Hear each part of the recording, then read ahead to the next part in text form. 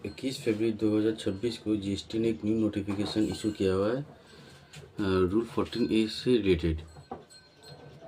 उसमें ये बोला गया है कि अगर कोई रजिस्टर्ड टैक्सेबल पर्सन रूल 40 में रजिस्टर्ड है तो वो भी ऑप्ट आउट कर सकता है। तो सबसे पहले हम जान लेते हैं कि रूल 14A है क्या। पहला, जब भी आप जीएसटी के लिए अप्लाई करते हैं रजिस्ट्रेशन के लिए, और अगर जीएसटी डिपार्टमेंट को लगता है कि जो आपका जो बिजनेस का ये है, जो सेक्टर आपने सेलेक्ट किया हुआ है वो बहुत रिक्सी है, या आपने पहले कोई फेक आईटीसी लिया हुआ किसी और रजिस्ट्रेशन में, तो आपको रजिस्ट्रेशन वो 14A के अंदर देता है। और 14A के अंदर अगर रजिस्ट्रेशन देता है तो उसमें कुछ रिस्ट्रिक्शन लग जाता है। सबसे पहला रिस्ट्रिक्शन, आप जो सेल करेंगे उस पर maximum output tax liability 2.5 lakh से ज़्यादा नहीं होना चाहिए।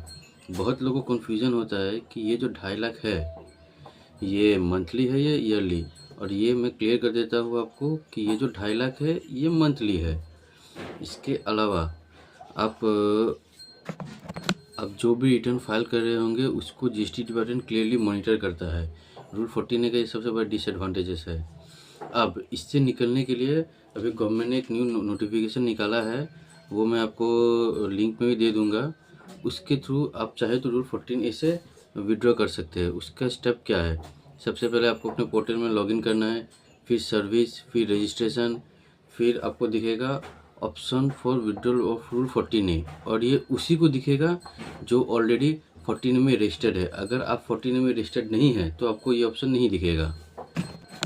तो आप जब अप्लाई करेंगे तो आपका फॉर्म जीएसटी रजिस्ट्रेशन 32 खुल जाएगा।